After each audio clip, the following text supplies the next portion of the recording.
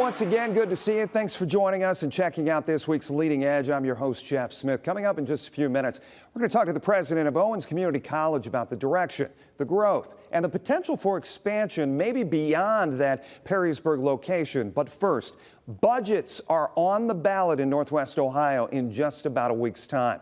In a moment, the superintendents from both Bowling Green City Schools and Otsego Schools. But we're going to start this segment with Anthony Wayne and Perrysburg, both with money issues on the ballot. Superintendents Jim Fritz and Tom Hosler joining me here right out of the gate. So let's dive into the needs and the wants as far as what we're going to the ballot asking of voters. Jim, I'll start with you. Yes, so we're on the ballot for a bond issue and also a new operational issue. Obviously, with the bond issue, our goal is to improve our facilities, spend some funds towards adding classrooms, adding classroom spaces, and other spaces that will be beneficial to our students, as well as for the operational issue, we're on the ballot so that we can provide a number of new teachers, as well as all-day, everyday kindergarten, mental health services, some security services, and other services that we know we need after our ESSER funds are expiring this fiscal year. Something that's been so well documented with Tom sitting next to you is the growth issue and trying to have that space. Is that what you're running into as far as Anthony Wayne is concerned? Yes, we have space issues at two of our primary buildings, White House Primary and Waterville Primary, as well as at Fallen Timbers, our middle school. And we want to add those classrooms there in an effort to not only take care of space issues now, but in the future. Operational costs just because of money issues, the economy, what are we looking at? You know, we're a district that the state looks at, the federal government looks at and says, you know, you're a high wealth district, you have a high property valuation, and so the belief is through the federal and state legislature that, you know, we can fund our programs and initiatives through local funds. So we're on the ballot for additional money in order to to add new teachers, to add services for our students, but also to maintain services for our students as well. And we're going to show you some of that ballot language there at home as we go through talking about all of these elements. Let's go to Perrysburg now. Tom Hosler, once again, superintendent, joining us. The needs and the wants of what you guys are facing right now. Sure. We've added in the last 10 years almost 900 students to our school district. The projections moving forward for the next 20 years is probably going to take us above 8,000 students K-12. Let me stop you right there and put that into perspective. Right. Put that into perspective for people who may be watching at home and saying, gee, 10 years, is that a lot of kids? Sure. It's significant. So when you think about Northwood Schools in Wood County, one of our neighbors, we've added their entire K-12 student population in the last decade. We're at 5,800 students today. We'll be over 8,000 students in 2040. We need 105 classrooms to make that work. And this bond issue delivers that. It delivers it in our most critical areas, the elementaries, where we have 3 of our 4 buildings with trailers, and our high school, which just added its first set of trailers. You know, we know if you take a ride through Perrysburg, you see the traffic, you see the homes being built. It's not a fun place to be as a school district looking at that. From that standpoint, from expansion standpoint, and figuring out where are all these families going to go. When you talk about the expansion and the plans, something you've said for years is that we need to add another elementary school before we add anything else. Is that still, if this goes through, is that still the plan? So what we'll do is the 2 pressure points we're experiencing are at the high school level and at the elementary level. We're planning to build, with approval, an 800 student elementary building and expand 3 of our 4 existing elementary buildings, adding 36 classrooms to the high school, and then also other spaces along those buildings. We have buildings that were built in the 1950s, and we want to make sure that those are upgraded and maintained for the next generation of Perrysburg students. I've got to ask you guys, and I know the naysayers are out there, it's well documented, but when they say things like, why don't you balance your books better? Why don't you take care of your checkbook a little bit better? What are your answers to that? How do you answer that? Jim? When you look at the Dione local schools, we have the lowest school taxes in Lucas County per $100,000 of home value. We have the lowest cost per pupil to educate students in Lucas County as well. We do a very good job of using conservative principles to balance our budgets each year. The issues that we're having right now are the fact that we've gotten very minimal funding increases from the state legislature, as well as basically over the next 2 years, zero funding increases, as well as expiring ESSER funds from the federal government. And so in order to deal with increased costs, but also deal with, as we've been discussing, increases in students, we need additional staff, we need additional services to help provide an environment for those students to make sure that they're maximizing their learning. How do you go out and pitch this? Pitch this to city leaders, pitch this to businesses, pitch this to city leaders to bring in more businesses so there's more tax base, Tom? We know in Perrysburg the schools are an economic engine. They are performing, we have terrific staff, we have terrific kids, and it's a destination district. And we know that people want to be there, and home values have increased, businesses want to be there. It's the place where people want to teach and work, and protecting that is essential to your home, your property values, your home values. So we know that Perrysburg is a special place. We know that about every decade since the 1930s, we've added a school. It's what we do in Perrysburg. And this generation is facing some challenges, just like they did in the 1950s, like I mentioned before. 2 new buildings were built in the 1950s, and then they took off the 3rd floor of an existing building. We're standing at a crossroads in the community, and it's time for a decision. Do you want to move forward and make sure that for the next generation of students that the table is set? Or do we continue to use trailers and continue to struggle with this growth problem? Jim, is it fair for people out there who say that this is like paying tuition for me to send my kid to public schools?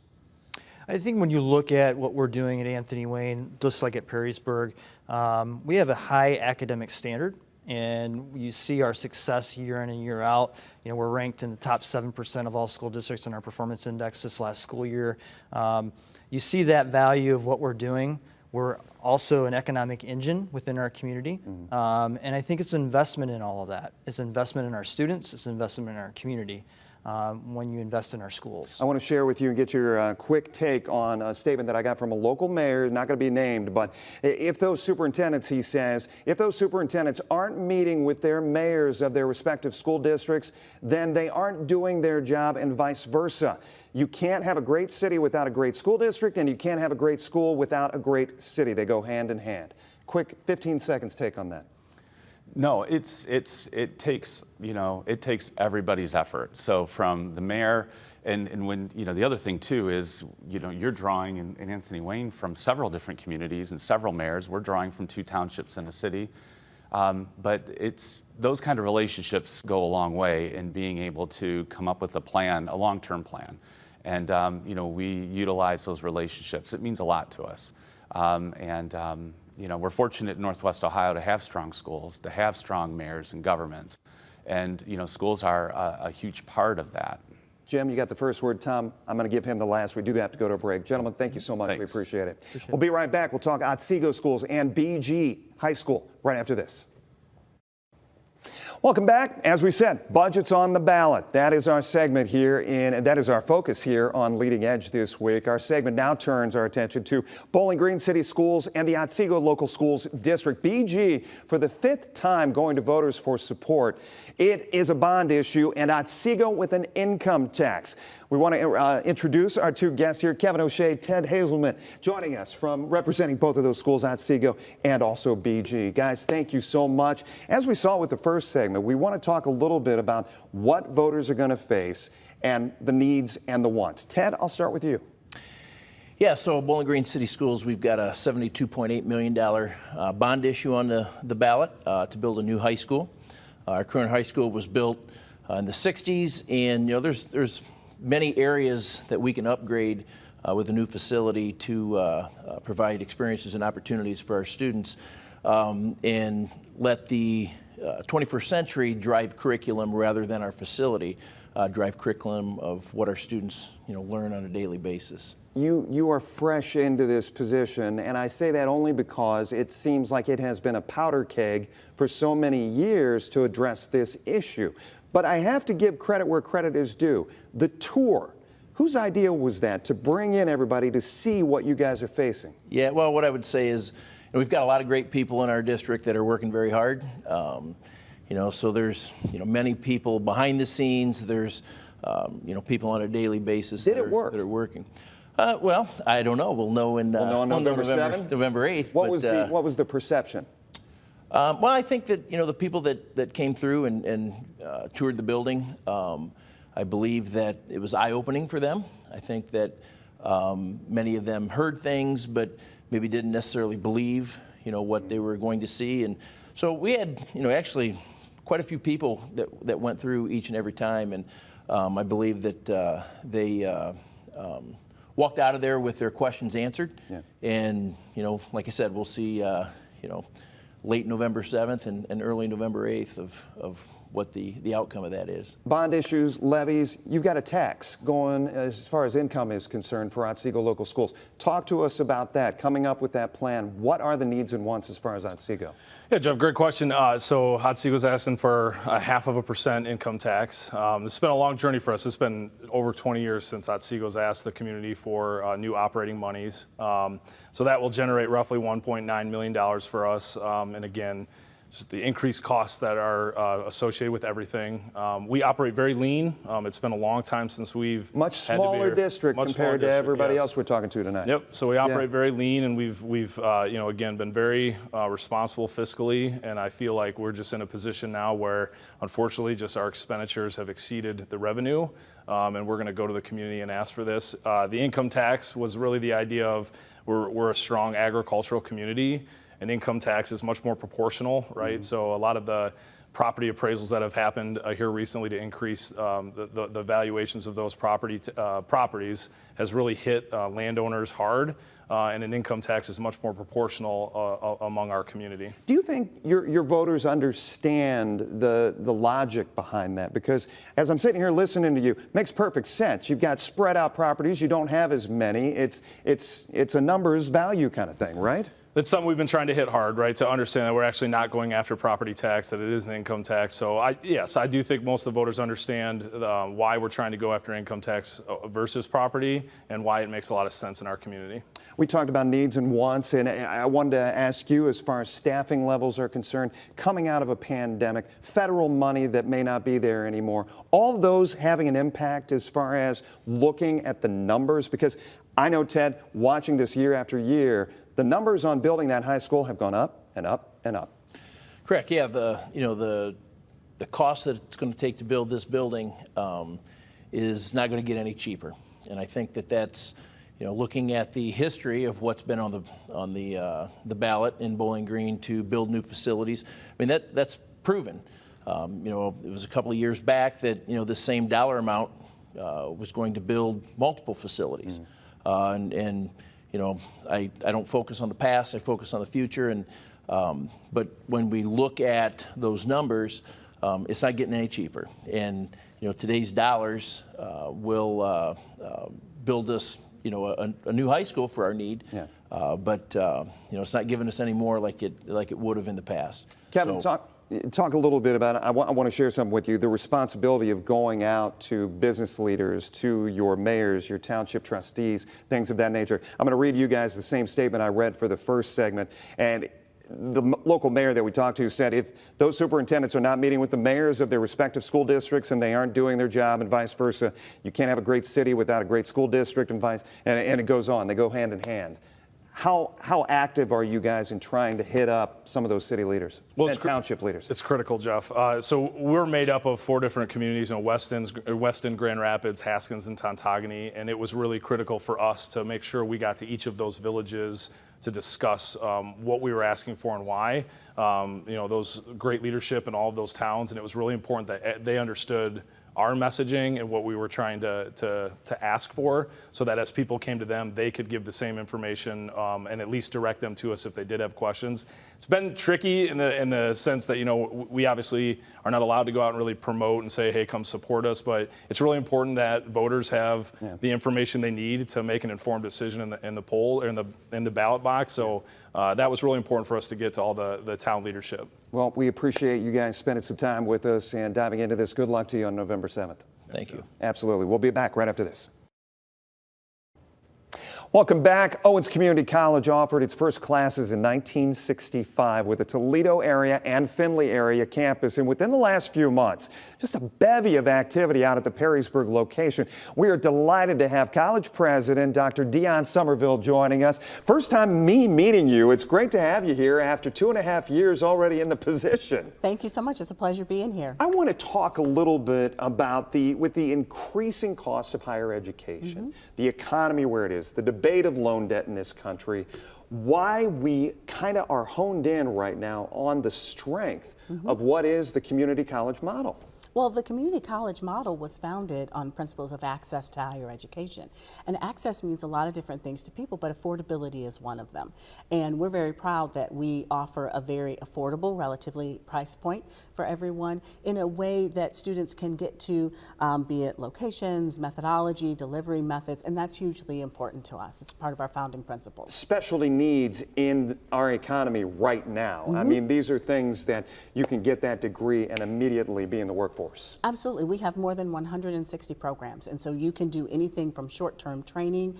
We're very well known for our advanced manufacturing, but we also have programs in the arts. We have transfer programs. We have express agreements with Bowling Green, with University of Toledo, with Lourdes, a lot of our partners, University of Findlay, and so it's really important for us to make sure we have that array so that students really can live their potential. We were out earlier this week, and we want to share some video with our viewers at home, but I want you to kind of talk me through what's happening on this campus that maybe a lot of people, they will drive by and not even realize all the expansion that is happening. So just once again, in the fall, obviously, starting to look beautiful with the trees changing color, but what is going on behind the scenes right now? So that is the expansion and renovation for our School of Nursing and Health Professions. Okay. We're very proud to have the #1 nursing program in the region. We've had NCLEX scores very high for decades, and we owe a lot to our students, our faculty, and staff for that.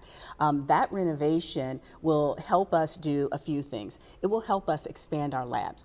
Our nursing in particular classes have been capped because we don't have enough lab space. Wow. And so when you think of the demand for healthcare in general, but nursing in particular around the country, it's something that will persist for a long, long time.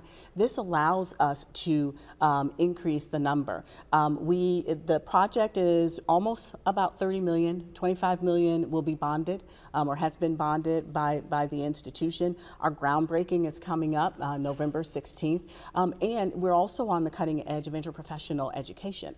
And so it's because we have so many different health programs, we're able to have them come together and have shared experiences in much the way they will in a clinical setting. When our faculty went to a conference, we were the only community college there. And so it's a point of pride for them to be able to do that. And we also have a lot of partners in the area. For example, ProMedica and us have been talking about cardiac sonography. That's a program that is in high demand, high need, and so we'll be able to work with them on equipment, on the curriculum, and it's something that's already moving through our curriculum committees on campus. And so there's a lot of opportunity there, and this is one of the things that's part of it. It's awesome to see the progress. Also the importance of being a community partner. I wanted to talk to you about that. But before we get there, I did want to go back to a story that we had kind of rummaging through it and kind of leafing through it over the last few months. But talk about expansion plans and the possibility we heard of a campus in Toledo. Where is that talk? And so our legal service district is Lucas County, Wood County, Hancock County, one school district in Ottawa County, one school district in Sandusky County. And because, as we began our conversation about mission, if our role is to deliver accessible, affordable, high quality education and training, then we need to make sure that we're meeting that need. Toledo, Lucas County in particular, has some of the lowest educational attainment rates in the state. The congressional district in Lucas County is one of the poorest, one of the least educational attainment areas in the country. And so when you think about that, higher education in general, it doesn't have to be a degree particularly, but the more education you get beyond high school, the better your lifetime earnings are, the better your income, the better your health outcomes. You're less likely to be involved in a violent crime, not just perpetrate, but be involved in. There's so many better life outcomes. And so if we're able to do this in this area, then that's hugely important to us, and that's part of our mission. So conceptually, you guys have checked off a whole bunch of boxes on why. However, as far as physical location, how close are we to that? How real we is haven't that? decided yet, and so we have a feasibility study underway. Very proud to have partnered with the City of Toledo, with Jobs Ohio for some of the data, and Trellis out of Austin, Texas is doing that research for us. And so hopefully by the end of the year, we'll be able to share results with the community about what programs, what are some locations, and that'll help us decide if indeed this is the right move for us. And if we do, we're not looking to replicate the campus that we have in Findlay or in Perrysburg. We're looking to make sure that we have programs that that students and potential students want, and that lead to employable living wages for the people who earn those certifications and But degrees. access being the key. Access is key. I want to finally, in our 30 seconds, say how important to you is being a community partner. Hugely important. We can't do this without community partners. And even when we talk about the feasibility study and the potential of a physical location in Toledo proper, we have to be able to do that with community partners. Higher education is a public good, and the community college embodies that. And so if we're not partnering with the community, then we're not living up to our mission. Getting that OCC name out there. Doctor, it was a pleasure meeting you. Thanks for spending some time on Leading Edge. My pleasure. Absolutely. We'll wrap things up right after this. Welcome back for a final time here on Leading Edge. Just a reminder, if you missed any part of our conversation, you can go check it out at our WTOL 11 YouTube page. And also look for Leading Edge where you find your favorite podcasts. I'm Jeff Smith. Have a great rest of your week. We hope to see you next time.